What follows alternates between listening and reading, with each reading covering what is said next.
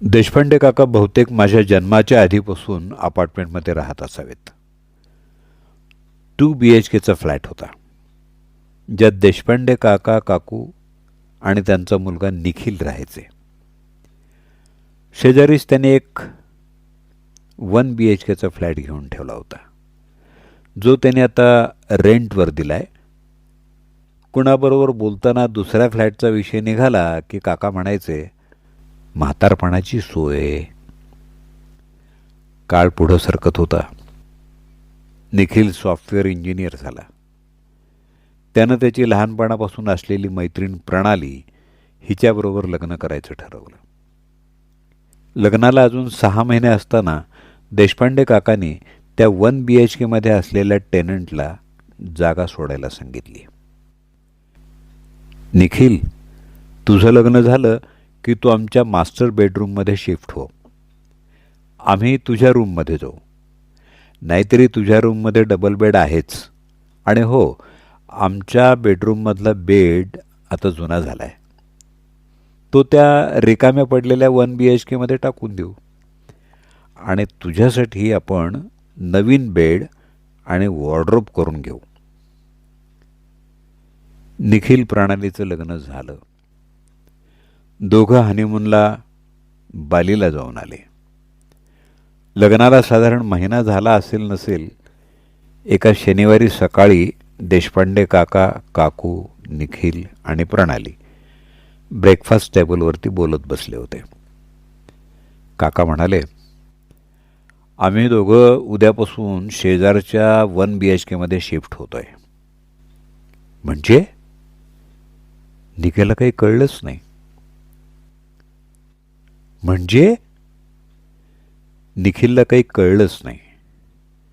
मी आणि तुझी आई आपल्या बाजूच्या 1 BHKमध्ये राहायला जातोय. फक्त जेवायला आम्ही इकडे येऊ आणि आपण एकत्र असू. एरवी दिवसभर आमचा वावर तिकडंच असेल. आता हा 2 BHKचा फ्लॅट तुमचा. तुम्ही इथं संसार करायचा. असं का पण? प्रणालीनं अगतिक झाल्यासारखं होऊन विचारलं. अरे काही नाही, आम्ही काही तुमच्यावर रागावलो वगैरे नाही बरं का, बिलकुल नाही. पण तुम्हाला प्रायव्हसी मिळावी, तुमचा संसार तुम्हाला एन्जॉय करता यावा म्हणून हा निर्णय आम्ही घेतला आहे. पण बाबा, अशाने लोक म्हणतील की मी सासू सासऱ्यांना वेगळं केलं. प्रणाली रडकुंडीला येऊन म्हणाली, अगं प्रणाली, सोडून तोडून कुठं जातोय आम्ही? आपल्याच फ्लॅटमध्ये शिफ्ट होतोय. काही काळजी करू नकोस बाळ. आपण दोन्ही वेळा जेवायला एकत्रच आहोत. आपली स्वयंपाकघरं थोडीच वेगळी आहेत. चूल एकच आहे. सगळेच जण शांत होते. देशपांडे काकाच बोलायला लागले, आम्ही तुम्हाला नवीन आयुष्य सुरू करण्याचं स्वातंत्र्य देतो आहोत. तुमच्यावर लक्ष ठेवायला, तुमचं काही चुकलं तर सांगायला आम्ही शेजारीच तर आहोत. एक्स्ट्राची शेगडी, सिलेंडर, चहाचं, इतर जरुरी सामान आणि आपले कपडे लत्ते घेऊन देशपांडे काका आणि काकू शिफ्ट झाले 1 BHKमध्ये. रविवारी सकाळी 6:30 वाजता देशपांडे काकांनी काकूंना चहा आणून दिला. लागली का नवीन जागेत झोप? काकांच्या या वाक्यावर दोघंही खळखळून हसले. थोडा वेळ चहा घेण्यात शांततेत गेला. देशपांडे, आपण वेगळं राहायलाच पाहिजे होतं का? देशपांडे काका बोलायला लागले, कसं आहे बघ, मी 58 वर्षांचा आणि तुम्ही 55. 2 वर्षात मी आणि 5 वर्षांनी तुम्ही नोकरीतून निवृत्त होणार. खरं म्हणजे आपल्याकडं या वयात वानप्रस्थाश्रम सांगितलाय. पण आत्ताच्या काळात प्रत्यक्ष असं कुठंतरी जाऊन राहणं शक्य नाही. म्हणून गर्भितार्थ ओळखून आपण आपलं अलिप्त राहणं योग्य नाही का? एकत्र राहिलो असतो तर रोज समोरासमोर बघून काहीतरी सल्ले द्यायचा मोह झाला असता. म्हणून आपण वेगळे आहोत. नोकरीच्या निवृत्तीबरोबर भावनिक निवृत्ती पण घ्यायला शिकू. काय? आणि भावनिक निवृत्ती म्हणजे भावनाहीन होणं नाही, तर आता अनेक गोष्टीतून भावनिक गुंतवणूक सोडवली पाहिजे. आपल्या मनाचं कसं आहे ना, ते जास्त गुरफटत जातं. त्याला योग्य वेळी बाहेर काढलेलं बरं.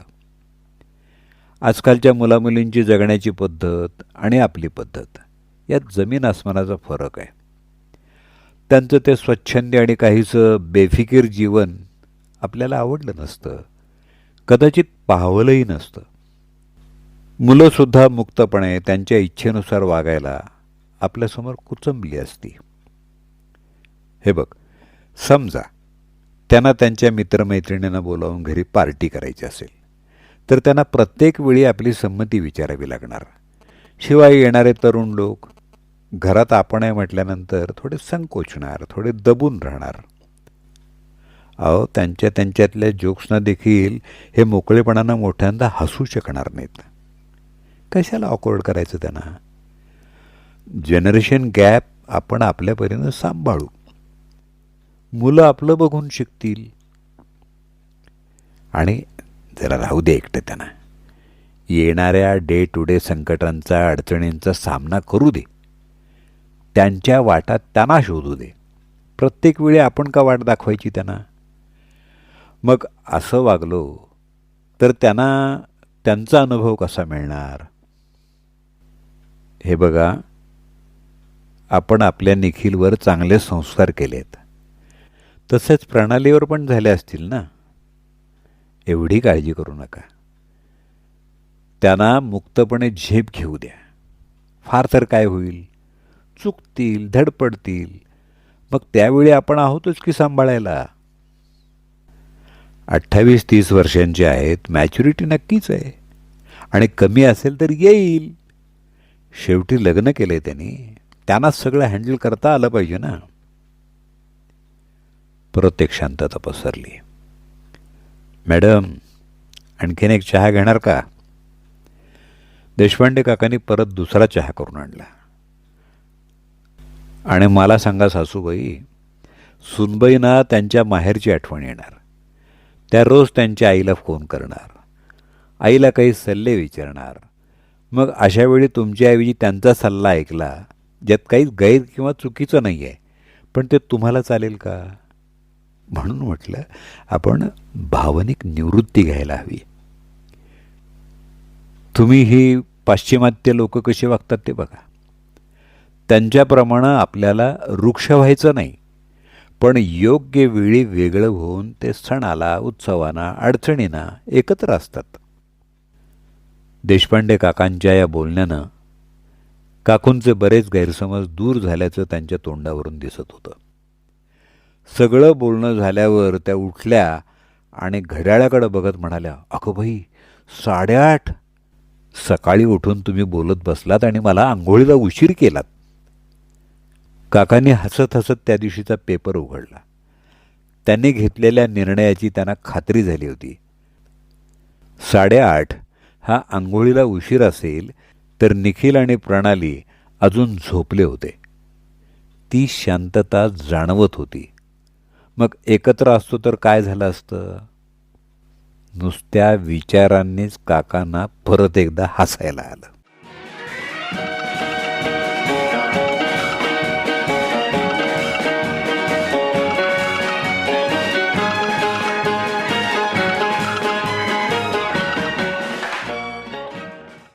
म्हातारपणाची सोय या कथेचे लेखक विक्रम इंगळे, राहणार वारजे, पुणे.